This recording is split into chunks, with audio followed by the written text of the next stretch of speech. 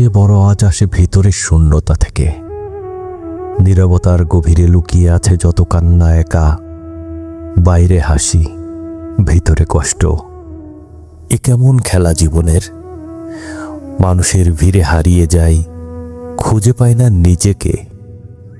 চারপাশে কোলাহল, হইচই, আলোর ঝলকানি, তবু বুকের ভেতর বাজে এক অদ্ভুত নীরবতা।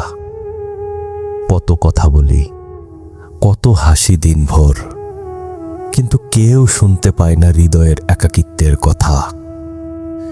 শূন্যতা যে কত গভীর তা বুঝি রাতের নীরবতায়। যখন সবাই ঘুমিয়ে পড়ে, জেগে থাকে শুধু প্রশ্ন। আয়নায় দেখে নিজেকে, চিনতে পারি না কে আমি। চেনা মুখে অচেনা ছায়া, এ কেমন ধাঁধা জীবনে!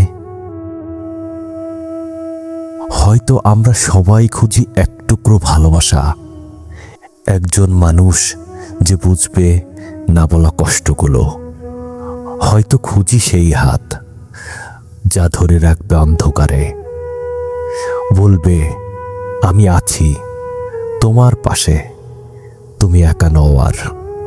কিন্তু শূন্যতা এমনই, সে ভরে না কোনো শব্দে, ভরে না ভিড়ে, ভরে না কৃত্রিম সান্ত্বনায়। শূন্যতা ভরে শুধু সত্যিকারের সংযোগে, যেখানে দুটো হৃদয় বোঝে একে অপরের নিঃশব্দ ভাষা।